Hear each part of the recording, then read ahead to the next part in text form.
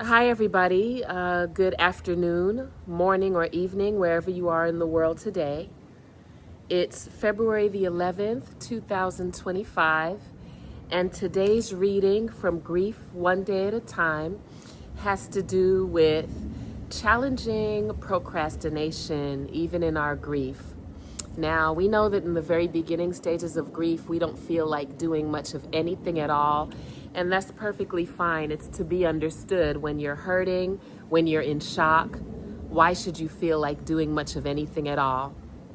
But I'll begin the reading today with the quote. The quote states, "A year from now, you will wish you had started today." That quote is by someone named Karen Lamb. The reading goes on.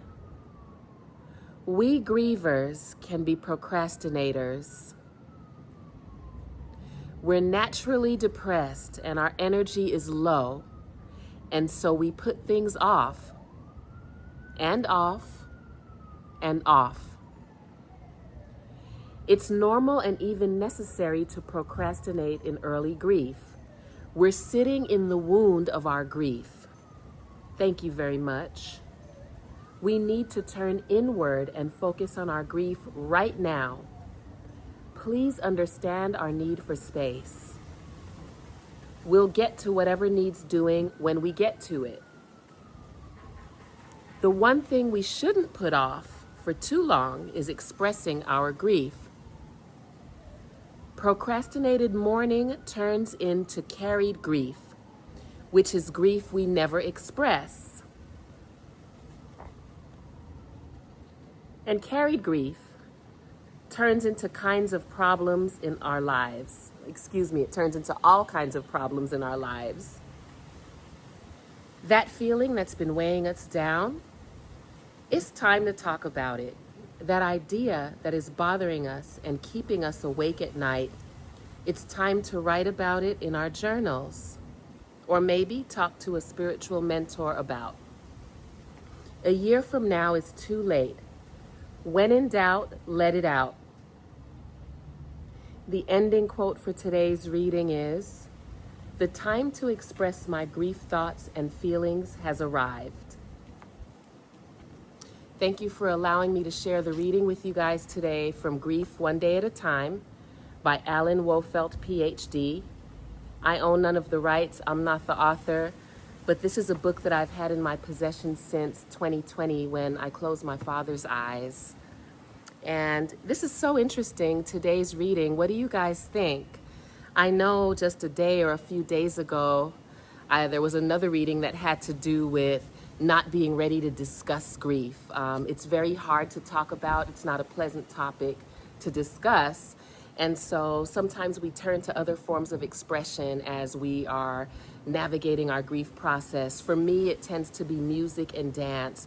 For you, it may be writing poetry or writing in a journal. Crying is always excellent for men and women. Forget about what society says, men. It's okay for you to cry like a baby too. It's cleansing and it's absolutely mandatory. But what do you guys think of today's reading on expressing grief and not putting off that expression? Do you think it's clarifying? Do you think it's wise? Do you think it's unwise? Why or why not?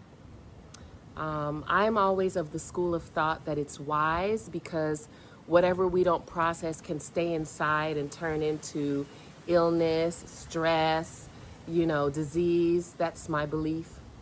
I've cried a lot during my grief process. As some of you who may have been tuning into the videos know, I've lost a loved one or two like every year since 2020. So I'm still living in that twilight zone, as it were, of learning how to navigate loss with consecutive losses in a short period of time. But I'm here to wish whoever's watching encouragement and to let you know that you're not alone. It is possible to thrive and survive through grief, and it looks differently for everybody. sometimes grief is compounded because you may be around well-meaning people who will say things. They'll quote, scriptures from the Bible, or they'll quote other platitudes, or they'll tell you things like, be strong, you've got this. But what happens when you don't feel like being strong? What's the matter with vulnerability? I think so many times our society wants us to be strong, and we're always praising those who are strong, but we're human at the end of the day, and there's absolutely nothing wrong with a little bit of vulnerability. In fact, I believe that there's beauty in vulnerability, despite what many may believe. People are afraid to be vulnerable because they don't want to be taken advantage of, but that's why it's so important to have a few people around you who have your best interest at heart, because those tried and true friends are going to be the ones that come for you and protect you in your time of vulnerability and keep anyone else from taking advantage of you. And I've been fortunate to have those people around in my life. What else can I say today? What else is on my mind in keeping with the reading? I think that's it, folks. I don't think I have much more to say. I hope that the reading was beneficial and an encouragement to someone.